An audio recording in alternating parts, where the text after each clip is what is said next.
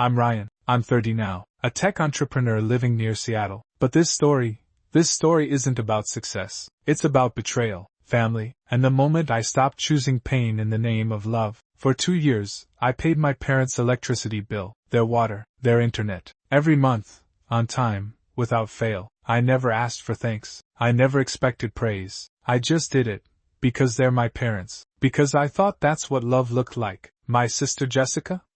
She was the golden one. The one with the birthday brunches, the Instagram-worthy gifts, the perfect smiles. Every time she brought home a new boyfriend, the family would fawn over him like he was royalty. Meanwhile, I was just there. I'm not flashy. I don't brag. I don't wear designer clothes or talk about my company unless I'm asked. I didn't mind being in the background, or at least, I thought I didn't. A few days before my mom's birthday, I called my dad. Hey, I was thinking of stopping by. I got something nice for Mom. Thought I'd surprise her. There was silence on the other end. Then came his voice, cold, measured. Ryan, maybe it's best you don't come. I froze. What?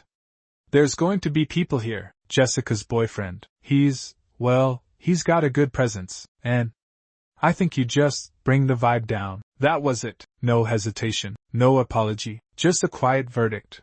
I wasn't good enough for their table. I didn't say a word. I just hung up. Then I opened my bank app and canceled every automatic payment I had set up for their household. The day of the party, I stayed home. I didn't call. I didn't text. I just watched. Around 4:30 p.m., the first message came in. Ryan, is the Wi-Fi out? Then, why is the power flickering? And then, from Mom. Water's not working. Did the city shut it off? No one remembered that I was the one who'd been paying to keep their home functional. Not until everything started shutting down. Still, no one apologized. They just kept messaging, asking, demanding. It was Aunt Lauren who called. She didn't know I'd been uninvited. Ryan, why didn't you come? Jessica's boyfriend is here. You two would have had a lot to talk about. I raised an eyebrow. Really?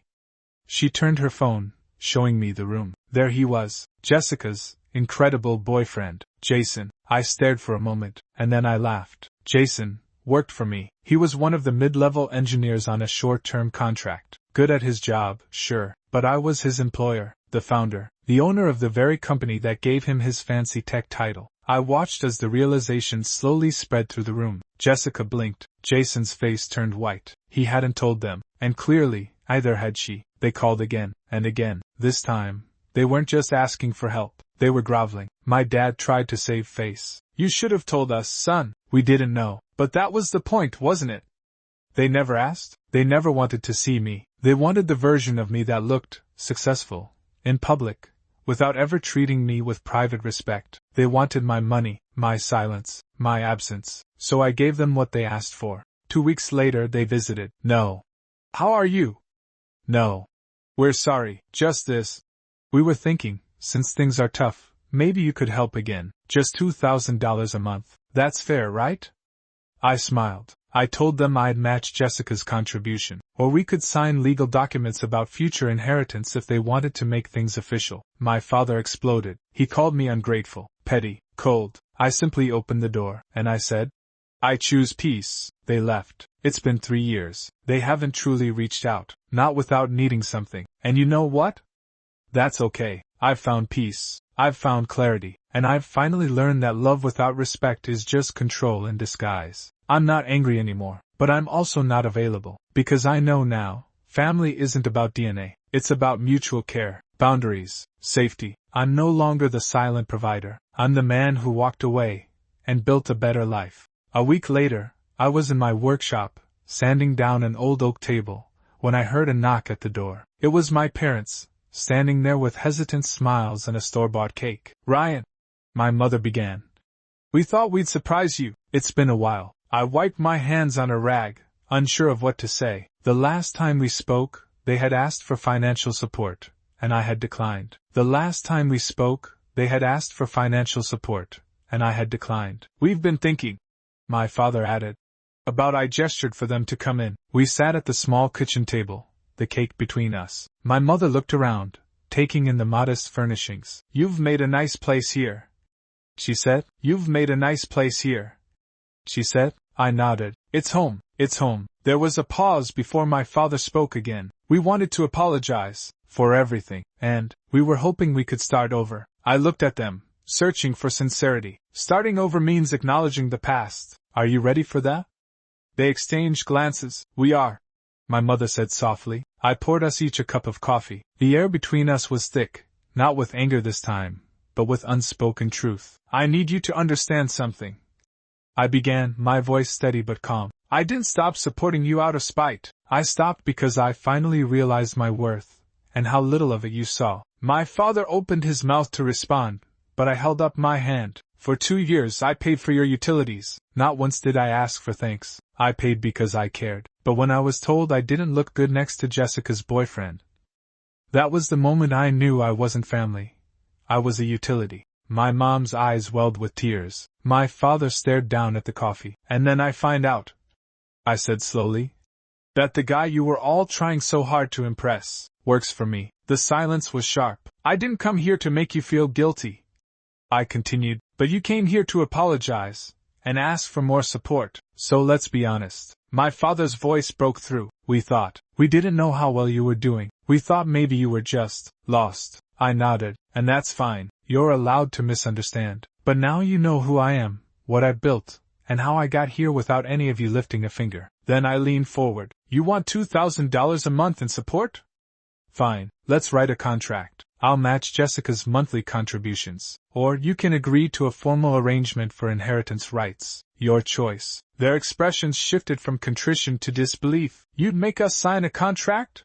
My dad asked, jaw tight. I'm done with one-sided relationships, I said, even with family, especially with family. My mom stood. We didn't come here for money. We came here to say we're sorry. And I heard you, I replied. But sorry doesn't erase years of silence, disrespect, and exclusion. It doesn't erase being told I wasn't welcome. My dad stood too, angrily. You've changed. I smiled gently. Yes, I finally learned to put myself first. Without another word they left. I watched from the doorway as they walked down the path. The sun was setting. I felt no hatred, no rage, just clarity. They didn't call again, and for once, that silence felt like peace. A week passed, then 2, then 3. No calls, no texts, no guilt-laden voicemails, just silence. And at first, that silence was loud. I'd spent most of my adult life wrapped around the rhythms of obligation, checking my phone every morning for a "Can you help us?" text, dreading the late-night calls that always ended in "Just one more favor." Without them, the stillness felt strange, foreign. But then, it felt good. Quiet wasn't empty. It was freeing. I started sleeping better, eating better, smiling at small things I hadn't noticed before. The smell of wood polish in my workshop, the way the sunlight hit the old table I was restoring, the click of a finished drawer sliding into place. Life got smaller, and somehow bigger. I reconnected with an old friend from college, someone I hadn't talked to in years because I was always too busy. We grabbed coffee, then lunch. Then I found myself laughing more in one weekend than I had in the last 5 years. I joined a local makers community. I began mentoring younger creators. One of them, Luis, just 22, told me I inspired him to quit a dead-end job and start his own small business. I used to think helping meant sacrifice, that love had to come at a cost, that being good meant giving until you bled. But now I understood. Helping only works when it's mutual, when it's appreciated, when it doesn't drown you. One day, I got a message from Jessica. Hey, I heard what happened. I didn't know they did that to you. I'm sorry, truly. I sat with that text for a long time. I didn't reply right away, not because I was angry, but because I was thinking about whether replying would be for me, or for her, whether it would open a door I wasn't ready to walk through again. Eventually, I responded, thanks, I appreciate it. I hope you're doing well. Simple, kind, boundaried, because healing doesn't mean rebuilding what was broken. Sometimes, it just means stepping over the wreckage and walking towards something new. A few months later, something happened that caught me off guard.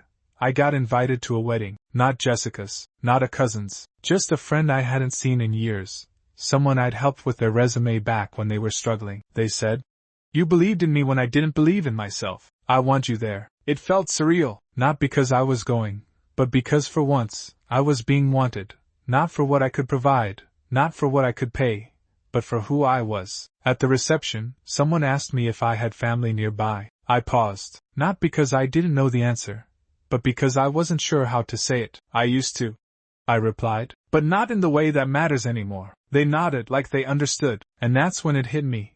I wasn't missing anything. I wasn't alone. I was just no longer obligated to carry people who didn't carry me back. Love that costs your soul isn't love. It's a contract you never signed. Real love?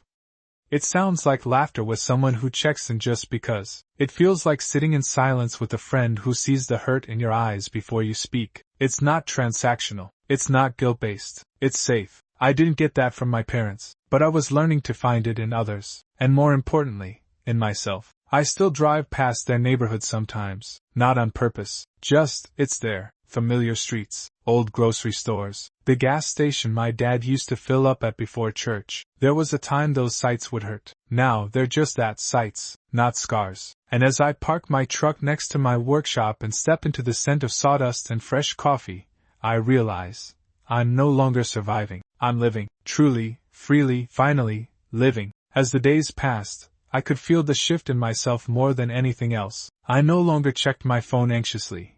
No longer held my breath when a family member's name popped up on the screen. I'd already blocked most of them, honestly. After Aunt Lauren's accidental reveal and the chaos that followed, there wasn't much more to say. The silence that followed was both deafening and freeing. It gave me space to think, to feel, to finally ask myself why I'd spent so many years walking on emotional eggshells just to prove my worth to people who barely saw me. And worse, to people who only valued me when it was convenient. Jessica didn't reach out once. Not even after the truth came out. Her boyfriend, my employee, actually messaged me the week after to say he had no idea I was related to her, that they had never even mentioned me. He seemed genuinely shocked. I always thought your family must be proud of you, he said. That hit me harder than I expected. I didn't need pride. I needed acknowledgement, respect, just to be seen. But for the first time in years, I had the clarity to understand that maybe it wasn't about me being not enough. Maybe it was about them never being able to see past their own expectations, their own version of who I was supposed to be. And that version wasn't quiet, reserved Ryan who liked coding more than cocktails. It wasn't the Ryan who paid the power bill and then politely stayed home on holidays. They wanted a version of me who didn't exist, and probably never did. So I let him die. The Ryan who bent backwards for scraps of approval. He was gone. The new me? He took himself out to dinner on a random Tuesday. He signed 2 new contracts with major clients. He took a trip to Vancouver just because he wanted a change of scenery. He started dating someone who asked him about his passions before his resume. Life wasn't perfect, but it was honest, and it was mine. Sometimes I wonder if they ever sit around the dinner table and realize what they lost. If they think about the lights turning off mid-birthday party, not just literally, but metaphorically. If they ever whisper to each other, maybe we were wrong about him, but I don't wait for that day. I don't need it, because I finally gave myself the thing they never could, a chance to be whole. And that was enough.